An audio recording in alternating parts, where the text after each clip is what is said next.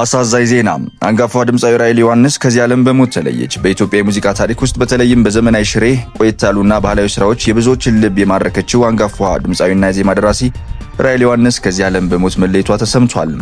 የጥበብ አሻራና መንፈሳዊ ሕይወቷን በተመለከተ የማይረሱ ስራዎቿ መካከል አራዳ፣ ምኒልክ፣ ይዳኝ ሰው እና በርካታ ስራዎቿን ለሕዝብ ያበረከተች ድንቅ አርቲስትም ነበረች። የህይወት ምዕራፍ ለውጧን በተመለከተም በቅርብ ዓመታት ውስጥ ሙሉ በሙሉ ከዓለማዊ ሙዚቃ ርቃ ህይወቷን ለመንፈሳዊ መዝሙር ሰጥታ እንደነበረም ይታወሳል። ድምጻዊ ራሔል ዮሐንስ የሁለት ወንድና የአራት ሴት ልጆች እናት እንዲሁም የበርካታ የልጅ ልጆች ሀያትም ነበረች። ለቤተሰቦቿ፣ ለአድናቂዎቿ፣ ለመላው የጥበብ አፍቃሪያን ጊዜ ሬዲዮ መጽናናትን እንመኛለን። ፈጣሪ ነፍሷን በገነት ያኑርልን። ጊዜ ሬዲዮ ሁሉም በጊዜው።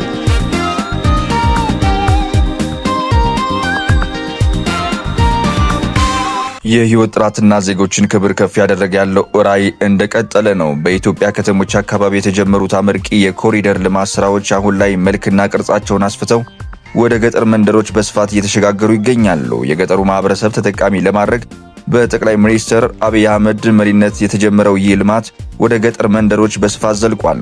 በሀገራችን የተመዘገቡትን ታላላቅ የልማት ተሞክሮዎች መነሻ በማድረግ የተጀመረው ይህ የገጠር ኮሪደር ልማት ሀገራችንን እድገት ሚዛናዊ ለማሳደግም እንዲሁም ከፍ ለማድረግም ያለመ ነው።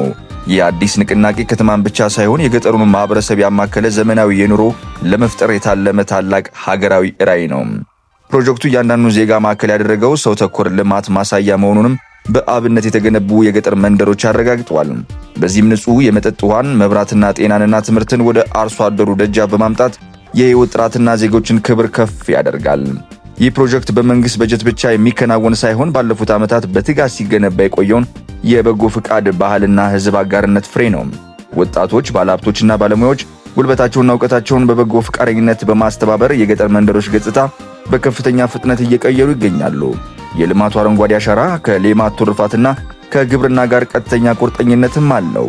ይህ ደግሞ አርሶ አደሩ ምርቱን በዘመናዊ መንገድ እንዲያመርትና በመኖሪያ መንደሩ እንደ ከተማ ሁሉ ምቹ ዘመናዊ ኑሮ እንዲለምድ ትልቅ ዕድልም ፈጥሯል። የገጠር ኮሪደር ልማት ባለፉት ዓመታት በበጎ ፈቃደኝነት ከተከናወኑ አበረታች ስራዎች ጋር ተደምሮ የተጀመረው ልማት ለእያንዳንዱ ዜጋ ተደራሽ መሆኑን በተግባር ያረጋገጠ ሕያው ምስክር ነው። ዘገባው የኢቢሲ ነው። ጊዜ ሬዲዮ ሁሉም በጊዜው።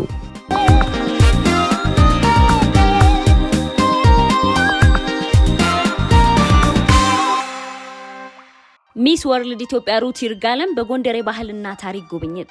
የባህል ስፖርት ሚኒስቴር የባህልና ጥበብ አምባሳደር አድርጎ የሾማት ሚስ ወርልድ ኢትዮጵያ ሩት ይርጋለም የኢትዮጵያን ባህል ጥበብና ታሪክ ለማስተዋወቅ የታለመ ጉብኝት በጎንደር ከተማ አድርጋለች። በቆይታዋ የጎንደር ባህል ማዕከልን፣ የሙዚቃና የቲያትር ባለሙያዎችን በመጎብኘት የባህል ጭፈራን፣ እስክስታንም ልምምድ አድርጋለች። እንዲሁም የአጼ ፋሲል ቤተመንግስት የታሪክና የኪነ ህንፃ ቅርሶችን ተመልክታ ስለ ታሪካዊ እሴታቸውም ገለጻ ተደርጎላታል። ጉብኝቱ ሩት ይርጋለም በቪየትናም በሚካሄደው 73ኛው የሚስ ወርልድ ውድድር ኢትዮጵያን በምትወክልበት ወቅት የሀገሪቱን ባህል ታሪክና ጥበብ በብቃት ለማስተዋወቅ የሚያስችላትን እውቀት ለማጠናከር የታለመ መሆኑም ተገልጿል። ጊዜ ራዲዮ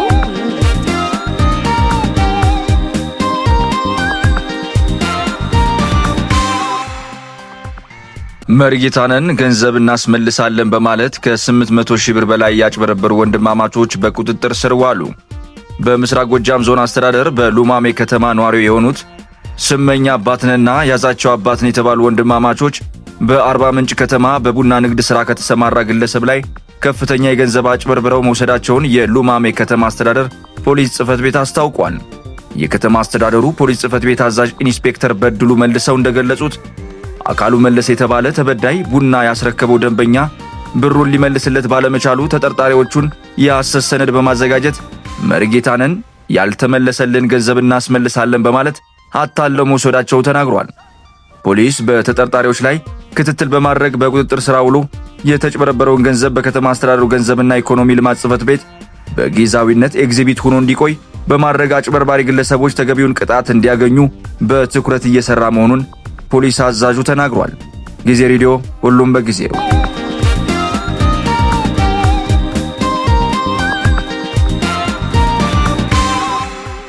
ስለእናት ድርጅት 25ኛ ዓመቱን በበጎ አድራጎት ስራዎች ሊያከብር ነው። ስለእናት የህፃናትና የቤተሰብ ድጋፍ ድርጅት በያዝነው ሰኔ ወር መጨረሻ ላይ የ25ኛ ዓመት የምስረታ በዓልና የ2018 ዓ.ም የአፍሪካ ህፃናት ቀንን በአንድነት እንደሚያከብር አስታወቀ። የድርጅቱ ዋና ስራ አስኪያጅ አቶ ያሬድ አበበ እንደገለጹት ድርጅቱ የዘንድሮውን የአፍሪካ ህፃናት ቀን ለእያንዳንዱ ህፃን የሚገባው የተጠበቀ አካባቢ፣ የውሃ አቅርቦትና ንጽህና በሚል መሪ ቃል ያከብራል። ባለፉት ዓመታት የህፃናትን ጤናና የንጽህና መጠበቅ ወሳኝ ትኩረት ተሰጥቶ ሲሰራበት የቆየ ሲሆን ንጹህ የመጠጥ ውሃ፣ ጤናማ አካባቢና መሰረታዊ የትምህርት ቁሳቁሶች ለህፃናት መሰረታዊና ሰብአዊ መብቶች መሆናቸውን ድርጅቱ በአጽንኦት ገልጿል። ከዚህ በተጨማሪ ድርጅቱ በያዝነው የክረምት ወር ከ1500 በላይ ለሚሆኑ ተጋላጭ ህፃናት የትምህርት ቁሳቁስ ድጋፍ የሚያደርግ ስራ መጀመሩንም አስታውቋል። ይህ መርሃ ግብር ዝቅተኛ ገቢ ባላቸው ቤተሰቦች ውስጥ የሚገኙ ህፃናት በአዲሱ የትምህርት ዘመን ከትምህርት ገበታ እንዳይለዩ ለመደገፍ ታቅዶ የተጀመረ ሲሆን ድርጅቱ ደብተሮችን፣ እስክሪብቶዎችን፣ እርሳሶችን፣ መቅረጫዎችንና የትምህርት ቤት ቦርሳዎችን